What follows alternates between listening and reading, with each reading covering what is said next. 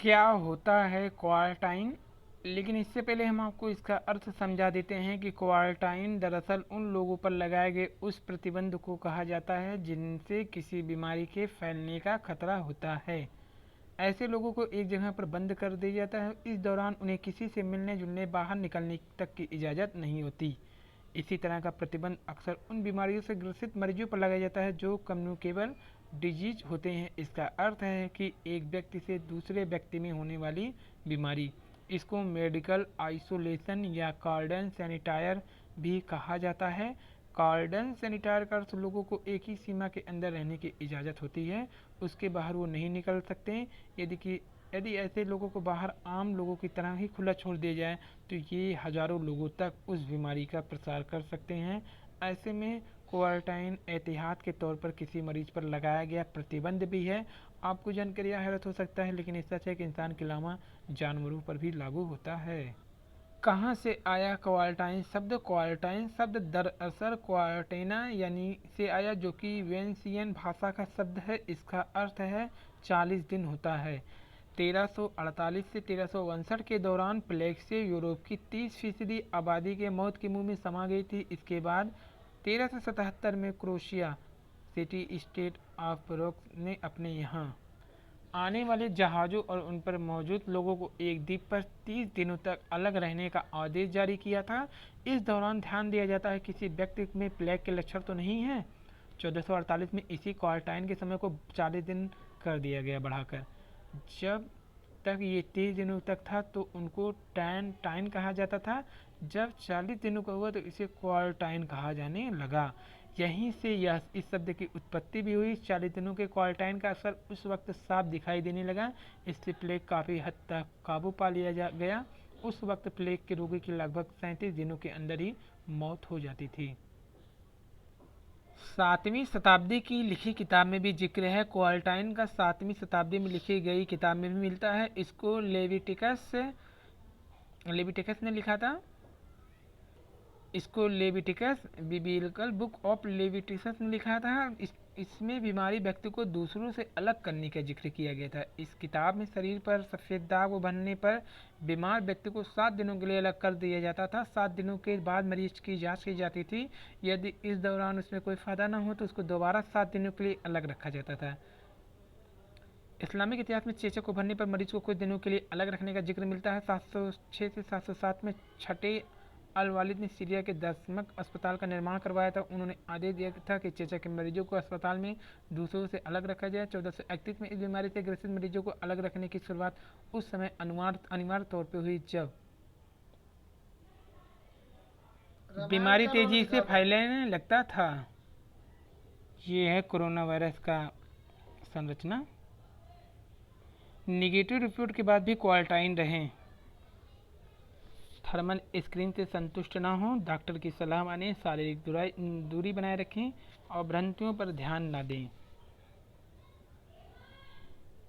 घर को कैसे बनाएं कोविड-19 प्रूफ। तो कोरोना वायरस डिजीज 19 प्रूफ के प्रकोप से दुनिया भर में लोगों की आदत में बदलाव ला दिया। सैनिटाइजेशन, बार बार हाथ धोना इनमें शुमार है, लेकिन इसमें बारे में भी जानना जरूरी है। घरेलू कामकाज करते समय इन बातों का ध्यान रखें।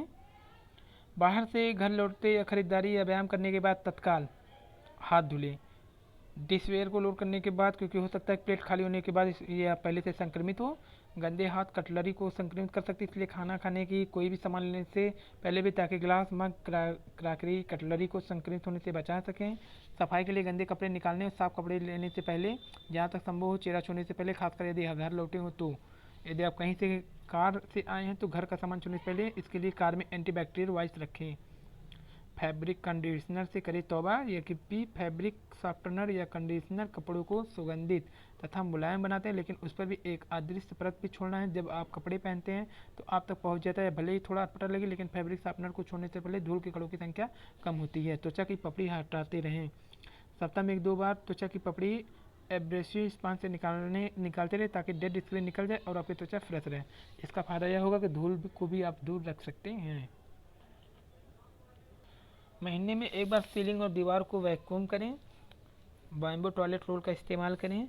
घर के बाहर कंघी और मेकअप बाल संवारने के लिए कंघी घर के बाहर करें, ताकि स्काल्प स्किन रोसी घर के अंदर नहीं गिरी। पालतू पशुओं के लिए यह तरीका अपनाएं। जब धूप नहीं हो तो मेकअप घर के बाहर लगाएं, इससे मेकअप के सामानों से बनने वाली धूप से बचा जा सकेगा। आईशो शैडो पाउडर तथा चमकदार उत्पाद धूल पैदा करते हैं। हेयर स्प्रे तथा ड्राई शैम्पू के इस्तेमाल से भी बचें। घर के अंदर बहुत सा धूल कण होते हैं जो सांसों के जरिए फेफड़े में पहुंचते हैं। यह स्थिति खासतौर पे अस्थमा रोगियों के लिए बहुत खतरनाक होता है, इसलिए झाड़ू पोछा करने से पहले महीने में कम से कम एक बार सीलिंग और दीवार को वैक्यूम जरूर करें। सोफा और कुर्सियों की सफाई के लिए रबड़ का दस्ताना पहने। यदि घर में किसी को एलर्जी है, सप्ताह में कम से एक बार 2 बार डस्टिंग जरूर करें। पौधे को धूल मुक्त रखें और स्प्रे का इस्तेमाल करें, क्योंकि पानी के इस्तेमाल से फफूंद पनप सकता है। कीबोर्ड की सफाई के लिए एयर स्प्रे का इस्तेमाल करें ताकि बाहर धूल अंदर न उड़े। बादाम और दखनी मिर्च का प्रयोग करें, वायरस से लड़ें। नाश्ते में बादाम लें, हर दिन नाश्ते में 5 बादाम और 10 पान दखनी मिर्च लें। बादाम कारगर एंटीऑक्सीडेंट है जो रोग प्रतिरोधक क्षमता बढ़ाता है। दखनी मिर्च शरीर के लिए एंटीडोज की तरह काम करता है, संक्रमण को रोकता है। ये दोनों चीज़ें इंसान को दिन भर रोगों से लड़ने की शक्ति देता है। अंकुरित चना व दाल और फल व्यक्ति को भरपूर ऊर्जा एनर्जी देता है। भोजन में क्या लें? खाने में प्रोटीन युक्त खाद्य पदार्थ लें, पनीर मिले तो ज़रूर लें। सोयाबीन, हरी सब्जियां, नींबू, दाल और दही खाएं। खजूर धोकर खाएं। आंवले के मुरब्बे का सेवन करें। खजूर में आयरन की साथ पौष्टिक होती है जो लाभदायक है। डाइट पर खर्चा ज़्यादा दिखे तो आंवले का मुरब्बा लें। ब्रेड पर शहद लगा कर लें। भारत में अधिक रोग प्रतिरोधक क्षमता है। प्रोफेसर नेम का मानना है कि रोग प्रतिरोधक क्षमता शहरी लोगों की तुलना में ग्रामीण में अधिक होती है। कोरोना वायरस का प्रकोप अमेरिका जैसे असर भारत में नहीं है, ये रोग प्रतिरोधक क्षमता का असर है। दूसरों मुल्कों की तुलना में अपने देशवासियों की क्षमता अधिक है। गर्म पानी का सेवन करें। व्यक्ति के लिए गर्म पानी रोगों को बचने का सबसे बेहतर उपाय है। लगातार गर्म पानी का सेवन करते रहें। नवरात्र में घर पर हवन हो रहे हैं तो अपने घरों में ही पानी से भरी कटोरी कपूर आदि रखें। कपूर की महक वातावरण को शुद्ध करती है, सांस के जरिए जो ऑक्सीजन हम लेंगे वो भी शुद्ध होगी। कोरोना संक्रमण से बचने के लिए हाथ साबुन से धोते रहें। लोगों से मिले नहीं, घर से कतई ना निकलें। रोग प्रतिरोधक क्षमता बढ़ाइए, कोरोना से बचिए। मुलेठी की चाय या दूध लें। 100 मिलीलीटर पानी में 1 चम्मच मुलेठी डाल लें, उसे खौलाएं। बिना शक्कर के पी लें। पानी की जगह दूध का इस्तेमाल हो सकता है।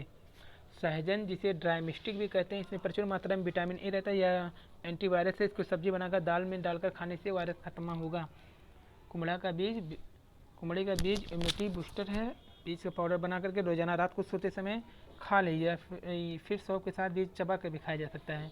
खाली पेट खाएं फल। रात में हमारी बॉडी अम्लीय प्रक्रियाओं से गुजरती है, ऐसे में खाली पेट कोई एक फल खा ले, यह शरीर के अंदर क्षारीय गुण बढ़ाएगा। नारियल पानी, ताज़ा नारियल पानी में आधा नींबू मिलाकर पिए, यह प्रतिरोधक क्षमता बढ़ाएगा। लाल शिमला मिर्च, यह संतरे में जितना विटामिन सी होता है उससे 3 गुना लाल रंग की शिमला मिर्च में पाया जाता है। लिहाजा ककड़ी गाजर के साथ सलाद में लाल शिमला मिर्च को भी शामिल करें, यह बेहद प्रभावी साबित होगा। दाल, अरहर की 1 कटोरी दाल को अपने खाने में जरूर शामिल करें, प्रोटीन का बहुत बड़ा माध्यम है। धूप करें। धूप जलाना एंटीबैक्टीरियल प्रक्रिया मानी जाती है। घर में नियमित रूप से धूप जलाएं, इससे गोबर के उपले, नीम के पत्ते, पके हुए नारियल का छिलका, हींग, लहसुन के छिलके, नमक, कपूर को शामिल करें। भाप लें, कॉफ़ी या चाय लें, गरारा करें। तो ये था आज का वीडियो एंटीबायोटिक।